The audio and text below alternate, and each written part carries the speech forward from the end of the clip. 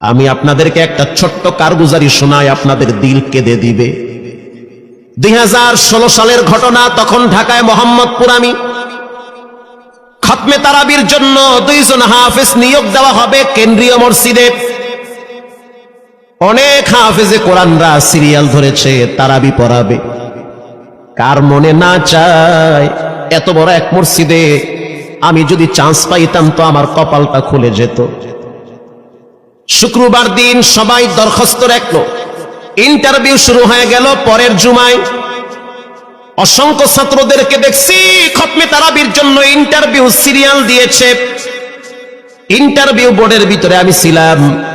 কয়েকজন হাফেজকে আমরা সিলেকশন করছি যে এদেরকে নেওয়া হবে। এদের তেলাওয়াত সুন্দর, পড়াও বড় মজার। আমরা কাগজগুলো এক জায়গায় জমা করছি। পরের জুমায় আমরা ঘোষণা দিয়ে দিব কোন মায়ের সন্তান চান্স পাবে। পরের জুমায় যখন জুমার নামাজের পর 3টার দিকে যখন আমরা বসে বসে ফলাফলগুলা দেখতেছি যে কাকে কত নাম্বার দেওয়া হয়েছে, দরওয়াজা লাগায় দিছি, জানলা লাগায় দিছি, এসি ছেড়ে দেওয়া হয়েছে, সব লাগানো, বাহির থেকে কিছুই দেখা যায় না। ইন দি মিন টাইমে মসজিদের বারান্দার দরওয়াজায় কে যেন নক করতেছে। খাদেম সাহেব আস্তে করে জানলা খুইলা উকি মাইরা দেখতেছে যে 2টা ছোট বাচ্চা বাহিরে দাঁড়িয়ে আছে, একেবারে অল্প বয়স। খাদেম প্রশ্ন করলো, তোমরা কারা, কেন আসছো? বলে, আমরা 2 জন আসছি খতমে তারাবির ইন্টারভিউ দেওয়ার জন্য। খাদেম সাহেব একবার পায়ের দিকে তাকায়, আবার জামার দিকে তাকায়, কারণ কথার সাথে বাহ্যিক সুরত মিলে না। অন্য অন্য ছাত্রদেরকে দেখছি কত উন্নত পোশাক পরে, গেটআপ কত সুন্দর করে ইন্টারভিউ দেওয়ার জন্য আসছে। আর এই 2 জনের দিকে তাকায় দেখলাম মনে হয় রাস্তায় ভিক্ষা করতে করতে আইছে, মানায় না, একেবারে গরিব। খাদেম বলল, ইন্টারভিউর ম্যাচ শেষ, চলে যাও বাড়িতে, নেওয়া হবে না। যাদের ব্যাপারে পরীক্ষা নেওয়া হয়েছে তাদের ব্যাপারে ঘোষণা দেওয়া হবে। বাচ্চা 2টা নাসরবান্দা বলতে আছে, আমাদের তো টাকা নাই যে আমরা ভাড়া দিয়ে এখানে আসব। বাবায় বড় কষ্ট করে 2-4টা টাকা জমা কইরা পকেটে দিয়া পাঠায় দিছে, এজন্য আসতে দেরি হয়েছে। খাদেমের বড় মায়া লাগছে, কারণ খাদেমও গরিবের সন্তান। ভিতরে গিয়া মুয়াজ্জিম সাহেবের বলতে আছে, ও ভাই, বাহিরে 2টা বাচ্চা দাঁড়ায় আছে, ওরা নাকি হাফেজে কোরআন, কিন্তু দেখলে তো মানায় না। মুয়াজ্জিম সাহেব ধমক দিয়া বলতে আছে, কোনো সুযোগ নাই, তাড়ায়া দাও। খাদেম গিয়া ইমামের কানে কানে বলতে আছে, হুজুর, বাহিরে 2টা বাচ্চা দাঁড়িয়ে আছে, চেহারার ভিতরে এত মায়া, কিন্তু বাহ্যিক সুরত মিলে না, ওরা নাকি কোরআনের হাফেজ। পাশেই তো রহমানিয়ার মুহাদ্দিস সাহেব বসা আছে, তিনি বলতে আছে, কি ব্যাপার, ফিস ফিস করে আপনি কি বলতেছেন? বলে, হুজুর, বাহিরে 2টা বাচ্চা দাঁড়িয়ে আছে, তারা খতমে তারাবির ইন্টারভিউ দিতে চায়। মুহাদ্দিস সাহেব বলল, কোনো কথা নাই, আল্লাহর ঘরের দরওয়াজা খুলে দাও, এখানে কোনো পার্সিয়ালিটি চলবে না। আল্লাহর ঘরের দরওয়াজা সবার জন্য খুলে দেওয়া হবে, আসতে দাও, ভিতরে বসতে দাও। যদিও ওদেরকে দেখতে মানায় না, বংশগত তেমন মর্যাদা নাই, ভিতরে আল্লাহর কোরআন থাকার কারণে আমাদের উপরে ওয়াজিব হয়ে গেছে তাদেরকে সম্মান করা। কোন দিক থেকে মানায় না, কিন্তু ভিতরে আল্লাহর কোরআন আছে, এজন্য তাদের মর্যাদা অনেক বেশি। এবার বাচ্চা 2টা বাহিরে উজুখানায় গিয়া সুন্দর করে উজু বানাইল। উজু বানাইয়া ভিতরে ঢুইকা আমি তাকায় দেখতেছি লঙ্গির এক মাথা নিচে আর এক মাথা উপরে, এতটাই ভয়াবহ অবস্থা। কিন্তু আজীব দৃশ্য, 2 জনের চেহারা একই রকম লাগে। 2 জনের চেহারা একই রকম লাগে, কে বড় কে ছোট বোঝা বড় কঠিন হয়ে গেছে। মুসলমান ভাইয়েরা আমার, ইমাম সাহেব প্রশ্ন করলো, তোমরা 2 জনের বাড়ি কোথায়? বলে, আমরা নারায়ণগঞ্জে ভাড়া থাকি। বাড়ি কোথায়? বলে, আমাদের বাড়ি কুড়িগ্রামে। কুড়িগ্রাম থেকে ঢাকায় কেমনে আসছো? বলে, বাবায় ঢাকায় নিয়ে আসছে। কয় মাসে কোরআন শরীফ খতম করেছ? বলে, আমরা 2 জনে 11 মাসে 30 পারা কোরআন খতম করেছি। ইমাম সাহেব একবার চেহারার দিকে তাকায়, আর একবার পায়ের দিকে তাকায়। স্থানীয় গণ্যমান্য অনেক ব্যক্তিরা তাকায় আছে এদের দিকে। ইমাম সাহেব বলতে আছে, বাবা, তারাবির ইন্টারভিউ শেষ হয়ে গেছে, বাড়ি চলে যাও। যেটা একটু দেখতে ছোট, ও চোখের পানি দেখলাম টিস্যু দিয়া মুছতেছে। কেন কাঁদতেছো? বলে আমরা গরিব, তার জন্য মনে হয় আমাদেরকে তাড়ায়া দিতেছেন। আমরা জানতাম না ইন্টারভিউ তাড়াতাড়ি শেষ হয়ে যাবে, আসতে দেরি হয়েছে কারণ আমাদের তো ভাড়া টাকা ছিল না, বাবাই কষ্ট করে কিছু টাকা দিয়েছে, সেটা দিয়ে এখানে আসছি। এবার মুহাদ্দিস সাহেব বলতে আছে, তাহলে একটা কাজ করো, তুমি কিছু তেলাওয়াত করে শোনাও। দুইজনেই উত্তর দিল যে আমরা তেলাওয়াত করলে তো আর নিবেন না, আপনারা প্রশ্ন করেন, আমরা দুইজনে উত্তর দিব। আমি তো আশ্চর্য হয়ে গেলাম, জীবনে কত হাফেজ দেখছি, এরকম হাফেজ দেখি নাই। প্রশ্ন করবেন, আমি উত্তর দিব। বুঝতে পারলাম ভিতরের খবর কেউ না জানলেও একজন জানেন, তিনি হলেন কে? মুহাদ্দিস সাহেব বলতে আছে, বাবা প্রশ্ন করব ঠিক আছে, তোমাদের মন মতো একটু তেলাওয়াত করে শোনাও। তেলাওয়াত যদি মানসম্মত হয় তাহলে ইন্টারভিউ নিব, যদি না হয় তাহলে ছাঁটাই করে দিব। এবার ছোট যেটা সেটা তেলাওয়াত শুরু করলো সূরা তাহা থেকে। তাহা মা আনজালনা আলাইকাল কুরআনা লিতাশকা। এত সুন্দর পড়া মনে হইতে আছে, আসমান থেকে কোরআন নাজিল হইতেছে। এত সুন্দর পড়া, কত রঙের ঢঙের পড়া শুনলাম, এই পড়া কোনোদিন শুনি নাই। আমি তাকায় দেখলাম স্থানীয় টিউনো সাহেবের চোখের পানি বায়া বায়া পড়তেছি, ইশারা দিতে আছে আরো তেলাওয়াত করতে বলেন। এই পড়া তো শুনলে আমার দিলের ময়লাগুলা কাটে। আল্লাহর ঘরে যখন গেছি বাইতুল্লাহ ফজরের টাইমে ইমাম সাহেব তেলাওয়াত করলে যেমন মনে হয়, মনে হইতে আছে ওই কোরআনের আওয়াজটা এখন এই মসজিদে বাজতেছে। ছোট বাচ্চাটা তেলাওয়াত করলো, বড় সন্তানটাও তেলাওয়াত করলো। এবার যারা হাফেজ সাহেব ছিল তারা প্রশ্ন শুরু করলো, যেখান থেকে প্রশ্ন করে পৃষ্ঠা ঠেকায়া দেয়, একটা জায়গায়ও আটকাইতে পারে না। এমনকি বাচ্চা দুইটা এটাও বলেছে, যদি আপনাদের যদি ধৈর্য থাকে তো আমরা দুইজনে পুরা 30 পারা এখানে এক দাঁড়ানে পড়ায়া দিব, আশা করি একটাও বাঁচবে না। এত সুন্দর পড়াশোনার পরে মোতাল্লি সাহেব বলল, সব বাদ, আমার কাছে এই দুইজনই পছন্দ হয়েছে।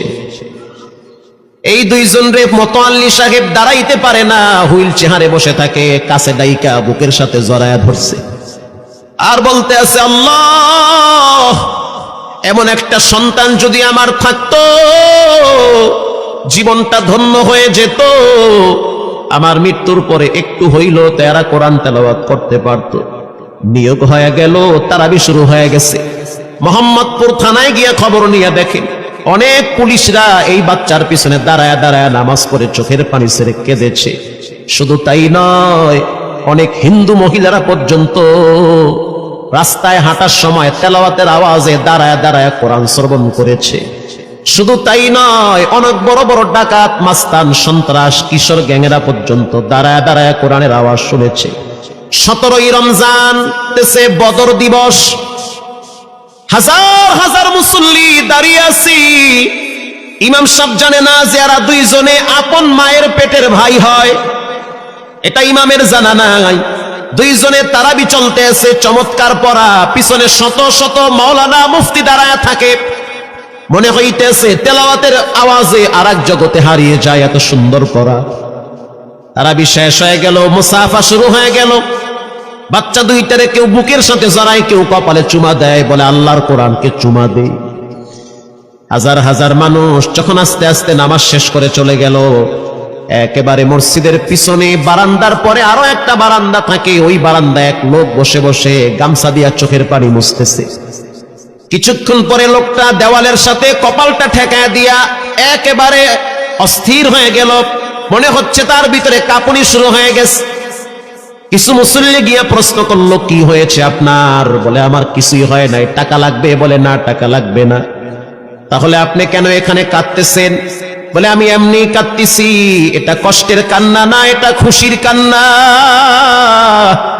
এটা কষ্টের কান্না না, এটা খুশির কান্না, আনন্দর কান্না। আল বুকাউ মিনাল ফারাহ, অতি সুখে মানুষ কখনো কখনো কেঁদে দেয়, চোখের পানি ছেড়ে দেয়। ইমাম সাহেব বলল, পিছনে কে? লোকটা তাকে সামনে নিয়ে আসে। এবার লোকটাকে যখন কিছু দূর সামনে আনা হইল, ওই বাচ্চা দুইটা মসজিদের ভিতর থেকে দৌড় মাইরা গিয়া বলতে আছে, এই লোকটা আমার আব্বা। ইনি আমার আব্বা হয়। ধমক দিবেন না, রাগ করবেন না। আমার আব্বা ঢাকা শহরে রিক্সা চালায়। রিক্সা চালায় চালায় আমাদের দুইটা ভাইরে কোরআনের হাফেজ বানাইছে। ইমাম সাহেব ধমক দিয়ে বলতে আছে, আপনি কেন দেরি করলেন, আগে কেন আসলেন না? রিক্সাওয়ালা বলতে আছে, আমি যদি আগে আসতাম আর যদি পরিচয় দিতাম আমি রিক্সাওয়ালা, হয়তো আমার বাচ্চা দুইটারে মানুষ খোটা দিবে যে রিক্সাওয়ালার পোলা। এজন্য আমি আসি নাই। দূর থেকে নামাজে কোরআন তেলাওয়াত শুইলা আবার আস্তে করে দূরে চলে যাই। মাঝে মাঝে বাচ্চা দুইটার সাথে দূর থেকে আইসা দেখা করি। এটাই হলো কোরআনের বরকত। পরে শুনতে পারলাম এই বাচ্চা দুইটার মাও নাকি গাড়ি অ্যাক্সিডেন্টে মারা গেছে। লাশ পরে আছে সেই কুড়িগ্রামে। একটা ছেলের নাম জুবায়ের আর একটার নাম হলো তালহা। রিক্সাওয়ালা বলতে আছে, আমার আফসোস নাই, কষ্ট হলো এক জায়গায়, সেটা হলো ঈদের সময় বাচ্চাগুলা তো বাড়িতে যাবে। বাড়িতে যাওয়ার পরে দেখবে ওদের মায়ের লাশ কবরে পড়ে আছে। ডানে বামে মাটি, সামনে পিছনে মাটি, মাটির ঘর, অন্ধকার কবরে মা ঘুমায়। ঈদের দিন এমন কোন দরদি নাই যে আমার বাচ্চাগুলারে সান্ত্বনা দিবে। গত ঈদেও দেখছি বাচ্চা দুইটা মায়ের কবরের পাশে দাঁড়ায় দাঁড়ায় লম্বা টাইম কেঁদেছিল। আমাদের ঘরে কোনো ঈদ নাই। রিক্সাওয়ালাকে সান্ত্বনা দেওয়া হইল, নসিব আপনার ভালো, কপাল খুলে গেছে। দুইটা সন্তান হীরার টুকরা এমন ভাবে তৈরি করেছেন মনে হইতেছে জিন্দা কোরআন হাঁটতেছে। এজন্য সন্তানগুলাকে দিনদার বানান, ঠকবেন না। বর্তমান জমানায় মানুষ বড় স্বার্থপর। একমাত্র কলিজার টুকরা মা বাবার জন্য যেই দোয়াটা করে ওটা অন্য কেউ সহজে করতে চায় না। কথা ঠিক না ব্যাঠিক? সন্তানগুলারে দিনদার বানান, নেককার বানান, আল্লাহওয়ালা বানান। আল্লাহ পাক বলেন, যারা কোরআন পড়ে, নামাজ পড়ে, আল্লাহর রাস্তায় দান করে, তারা হলো সফল ব্যবসায়ী। এখানে এমন মানুষ বসা আছেন যে নিজের হাতে নিজের মায়ের কবরে রাখছে, নিজের হাত দিয়া নিজের আব্বারে কবরে ফালায়া রাখছে। ঘরে গিয়া দেখবেন মায়ের বিছানাটা খালি। যেই বিছানায় মা ঘুমাইতো সেই বিছানাটা এখন অসহায়ের মতো পড়ে আছে। বাবাই যেই বিছানায় শেষ বয়সে বসে বসে কোরআন তেলাওয়াত করতো সেই বিছানাটা পড়ে আছে। এখন আর কেউ বলে না, বাজান তুই কেমন আছো? এই কথাগুলা মা বাবার মুখ থেকে সবচেয়ে বেশি বের হইতো। মা বাবার জন্য এখন চাইলেও তো কিছু করতে পারেন না। আজকে যদি আপনার মা বাবা থাকতো, খাওয়ানো লাগতো, চিকিৎসা করার লাগতো, অসুস্থ মাকে নিয়ে ভোলা মেডিকেলে যাওয়া লাগতো, অসুস্থ আব্বারে নিয়ে লঞ্চে করে ঢাকা মেডিকেলে যাওয়া লাগতো। এখন মাও নাই, বাবাও নাই, টাকা আছে, চাইলেও খরচ করতে পারেন না। সহজ একটা রাস্তা বের করে দেই, এর চেয়ে সুবর্ণ সুযোগ আপনি পাবেন কোথায়? আব্বারে তো থাকলে খাওয়াইতেন ভাত, না তো আর করতে পারতেন না। আমি আপনাদেরকে একটা ছোট্ট কারগুজারি শোনাই, আপনাদের দিল কেঁদে দিবে।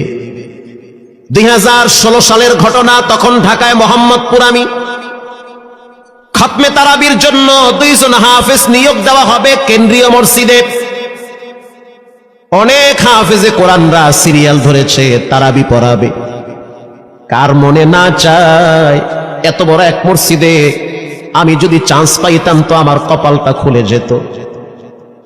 শুক্রবার দিন সবাই দরখাস্ত রাখলো, ইন্টারভিউ শুরু হয়ে গেল। পরের জুমায় অসংখ্য ছাত্রদেরকে দেখছি খতমে তারাবির জন্য ইন্টারভিউ সিরিয়াল দিয়েছে। ইন্টারভিউ বোর্ডের ভিতরে আমি ছিলাম। কয়েকজন হাফেজকে আমরা সিলেকশন করছি যে এদেরকে নেওয়া হবে। এদের তেলাওয়াত সুন্দর, পড়াও বড় মজার। আমরা কাগজগুলো এক জায়গায় জমা করছি। পরের জুমায় আমরা ঘোষণা দিয়ে দিব কোন মায়ের সন্তান চান্স পাবে। পরের জুমায় যখন জুমার নামাজের পর 3টার দিকে যখন আমরা বসে বসে ফলাফলগুলা দেখতেছি যে কাকে কত নাম্বার দেওয়া হয়েছে, দরওয়াজা লাগায় দিছি, জানলা লাগায় দিছি, এসি ছেড়ে দেওয়া হয়েছে, সব লাগানো, বাহির থেকে কিছুই দেখা যায় না। ইন দি মিন টাইমে মসজিদের বারান্দার দরওয়াজায় কে যেন নক করতেছে। খাদেম সাহেব আস্তে করে জানলা খুইলা উকি মাইরা দেখতেছে যে 2টা ছোট বাচ্চা বাহিরে দাঁড়িয়ে আছে, একেবারে অল্প বয়স। খাদেম প্রশ্ন করলো, তোমরা কারা, কেন আসছো? বলে, আমরা 2 জন আসছি খতমে তারাবির ইন্টারভিউ দেওয়ার জন্য। খাদেম সাহেব একবার পায়ের দিকে তাকায়, আবার জামার দিকে তাকায়, কারণ কথার সাথে বাহ্যিক সুরত মিলে না। অন্য অন্য ছাত্রদেরকে দেখছি কত উন্নত পোশাক পরে, গেটআপ কত সুন্দর করে ইন্টারভিউ দেওয়ার জন্য আসছে। আর এই দুইজনের দিকে তাকায় দেখলাম মনে হয় রাস্তায় ভিক্ষা করতে করতে আইছে। মানায় না, একেবারে গরিব। খাদেম বলল, ইন্টারভিউর ম্যাচ শেষ, চলে যাও বাড়িতে, নেওয়া হবে না। যাদের ব্যাপারে পরীক্ষা নেওয়া হয়েছে তাদের ব্যাপারে ঘোষণা দেওয়া হবে। বাচ্চা দুইটা নাসরবান্দা বলতে আছে, আমাদের তো টাকা নাই যে আমরা ভাড়া দিয়ে এখানে আসব। বাবায় বড় কষ্ট করে 2-4 টাকা জমা কইরা পকেটে দিয়া পাঠায় দিছে, এজন্য আসতে দেরি হয়েছে। খাদেমের বড় মায়া লাগছে, কারণ খাদেমও গরিবের সন্তান। ভিতরে গিয়া মুয়াজ্জিম সাহেবের বলতে আছে, ও ভাই, বাহিরে 2টা বাচ্চা দাঁড়ায় আছে, ওরা নাকি হাফেজে কোরআন, কিন্তু দেখলে তো মানায় না। মুয়াজ্জিম সাহেব ধমক দিয়া বলতে আছে, কোনো সুযোগ নাই, তাড়ায় দাও। খাদেম গিয়া ইমামের কানে কানে বলতে আছে, হুজুর, বাহিরে 2টা বাচ্চা দাঁড়িয়ে আছে, চেহারার ভিতরে এত মায়া, কিন্তু বাহ্যিক সুরত মিলে না, ওরা নাকি কোরআনের হাফেজ। পাশেই তো রহমানিয়ার মুহাদ্দিস সাহেব বসা আছে, তিনি বলতে আছে, কি ব্যাপার, ফিস ফিস করে আপনি কি বলতেছেন? বলে, হুজুর, বাহিরে 2টা বাচ্চা দাঁড়িয়ে আছে, তারা খতমে তারাবির ইন্টারভিউ দিতে চায়। মুহাদ্দিস সাহেব বলল, কোনো কথা নাই, আল্লাহর ঘরের দরওয়াজা খুলে দাও, এখানে কোনো পার্সিয়ালিটি চলবে না। আল্লাহর ঘরের দরওয়াজা সবার জন্য খুলে দেওয়া হবে, আসতে দাও, ভিতরে বসতে দাও। যদিও ওদেরকে দেখতে মানায় না, বংশগত তেমন মর্যাদা নাই, ভিতরে আল্লাহর কোরআন থাকার কারণে আমাদের উপরে ওয়াজিব হয়ে গেছে তাদেরকে সম্মান করা। কোন দিক থেকে মানায় না, কিন্তু ভিতরে আল্লাহর কোরআন আছে, এজন্য তাদের মর্যাদা অনেক বেশি। এবার বাচ্চা 2টা বাহিরে উজুখানায় গিয়া সুন্দর করে উজু বানাইল। উজু বানাইয়া ভিতরে ঢুইকা আমি তাকায় দেখতেছি, লঙ্গির এক মাথা নিচে আর এক মাথা উপরে। এতটাই ভয়াবহ অবস্থা, কিন্তু আজীব দৃশ্য। 2জনের চেহারা একই রকম লাগে, 2জনের চেহারা একই রকম লাগে। কে বড় কে ছোট বোঝা বড় কঠিন হয়ে গেছে। মুসলমান ভাইরা আমার, ইমাম সাহেব প্রশ্ন করলো, তোমরা 2জনের বাড়ি কোথায়? বলে, আমরা নারায়ণগঞ্জে ভাড়া থাকি। বাড়ি কোথায়? বলে, আমাদের বাড়ি কুড়িগ্রামে। কুড়িগ্রাম থেকে ঢাকায় কেমনে আসছো? বলে, বাবায় ঢাকায় নিয়ে আসছে। কয় মাসে কোরআন শরীফ খতম করেছ? বলে, আমরা 2জনে 11 মাসে 30 পারা কোরআন খতম করেছি। ইমাম সাহেব একবার চেহারার দিকে তাকায়, আর একবার পায়ের দিকে তাকায়। স্থানীয় গণ্যমান্য অনেক ব্যক্তিরা তাকায় আছে এদের দিকে।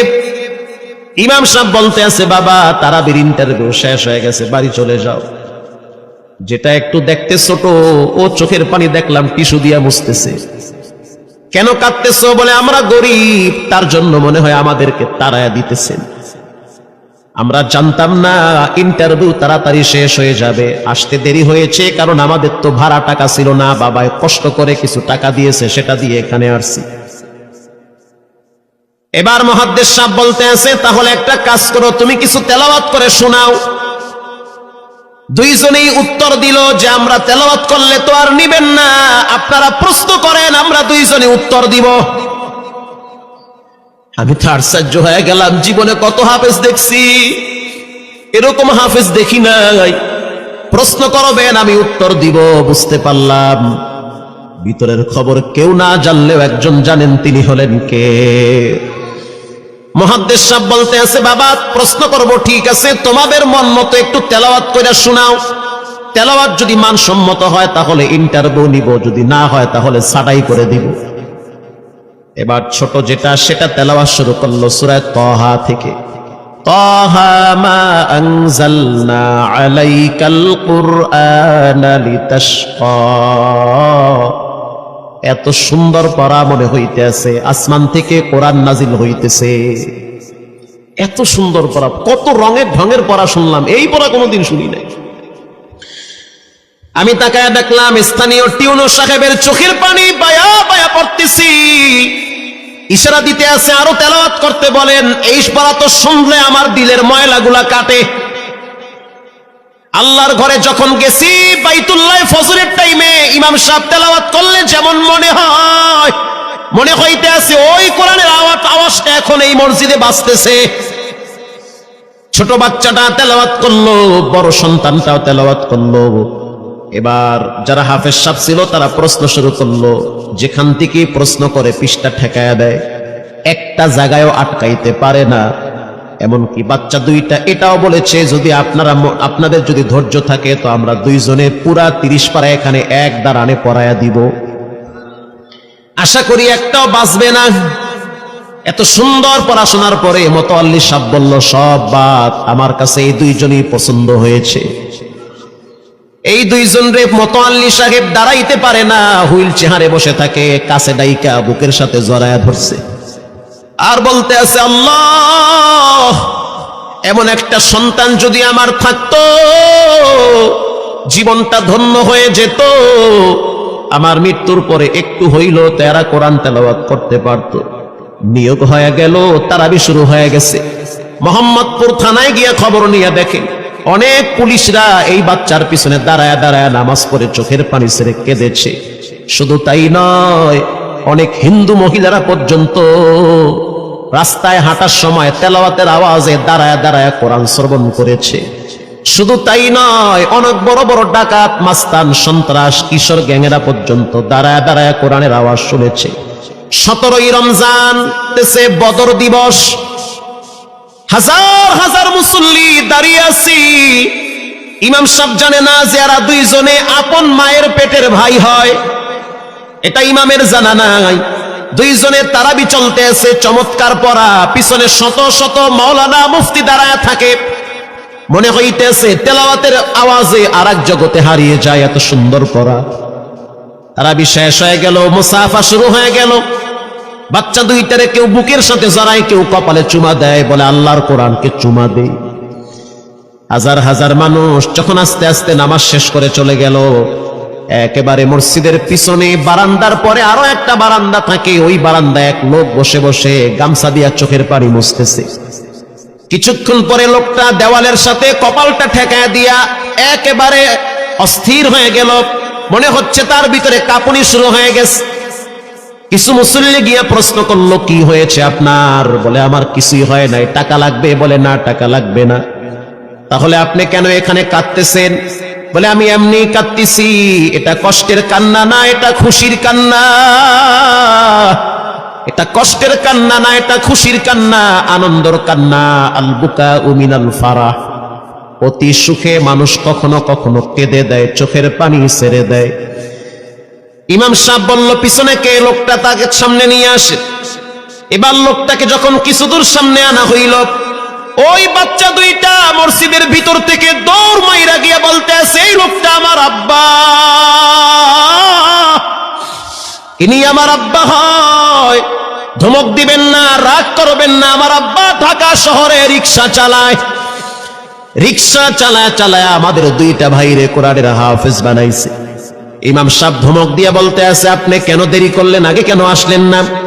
রিক্সাওয়ালা বলতে আছে, আমি যদি আগে আসতাম আর যদি পরিচয় দিতাম আমি রিক্সাওয়ালা, হয়তো আমার বাচ্চা দুইটারে মানুষ খোটা দিবে যে রিক্সাওয়ালার পোলা। এজন্য আমি আসি নাই। দূর থেকে নামাজে কোরআন তেলাওয়াত শুইলে আবার আস্তে করে দূরে চলে যাই। মাঝে মাঝে বাচ্চা দুইটার সাথে দূর থেকে আইসা দেখা করি। এটাই হলো কোরআনের বরকত। পরে শুনতে পারলাম এই বাচ্চা দুইটার মাও নাকি গাড়ি অ্যাক্সিডেন্টে মারা গেছে। লাশ পড়ে আছে সেই কুড়িগ্রামে। একটা ছেলের নাম জুবায়ের, আর একটার নাম হলো তালহা। রিক্সাওয়ালা বলতে আছে, আমার আফসোস নাই, কষ্ট হলো এক জায়গায়, সেটা হলো ঈদের সময় বাচ্চাগুলা তো বাড়িতে যাবে। বাড়িতে যাওয়ার পরে দেখবে ওদের মায়ের লাশ কবরে পড়ে আছে। ডানে বামে মাটি, সামনে পিছনে মাটি, মাটির ঘর, অন্ধকার কবরে মা ঘুমায়। ঈদের দিন এমন কোন দরদি নাই যে আমার বাচ্চাগুলারে সান্ত্বনা দিবে। গত ঈদেও দেখছি বাচ্চা দুইটা মায়ের কবরের পাশে দাঁড়ায় দাঁড়ায় লম্বা টাইম কেঁদেছিল। আমাদের ঘরে কোনো ঈদ নাই, রিক্সাওয়ালাকে সান্ত্বনা দেওয়া হইল, নসিব আপনার ভালো, কপাল খুলে গেছে। দুইটা সন্তান হীরার টুকরা এমন ভাবে তৈরি করেছেন, মনে হইতেছে জিন্দা কোরআন হাঁটতেছে। এজন্য সন্তানগুলাকে দিনদার বানান, ঠকবেন না। বর্তমান জমানায় মানুষ বড় স্বার্থপর। একমাত্র কলিজার টুকরা মা বাবার জন্য যেই দোয়াটা করে ওটা অন্য কেউ সহজে করতে চায় না। কথা ঠিক না? ঠিক। সন্তানগুলারে দিনদার বানান, নেককার বানান, আল্লাহওয়ালা বানান। আল্লাহ পাক বলেন যারা কোরআন পড়ে, নামাজ পড়ে, আল্লাহর রাস্তায় দান করে, তারা হলো সফল ব্যবসায়ী। এখানে এমন মানুষ বসা আছেন যে নিজের হাতে নিজের মায়ের কবরে রাখছেন, নিজের হাত দিয়া নিজের আব্বারে কবরে ফালায়া রাখছেন। ঘরে গিয়া দেখবেন মায়ের বিছানাটা খালি। যেই বিছানায় মা ঘুমাইতো সেই বিছানাটা এখন অসহায়ের মতো পড়ে আছে। বাবায় যেই বিছানায় শেষ বয়সে বসে বসে কোরআন তেলাওয়াত করতো সেই বিছানাটা পড়ে আছে। এখন আর কেউ বলে না বাজান তুই কেমন আছো। এই কথাগুলা মা বাবার মুখ থেকে সবচেয়ে বেশি বের হইতো। মা বাবার জন্য এখন চাইলেও তো কিছু করতে পারেন না। আজকে যদি আপনার মা বাবা থাকতো, খাওয়ানো লাগতো, চিকিৎসা করার লাগতো, অসুস্থ মাকে নিয়ে ভোলা মেডিকেলে যাওয়া লাগতো, অসুস্থ আব্বারে নিয়ে লঞ্চে করে ঢাকা মেডিকেলে যাওয়া লাগতো।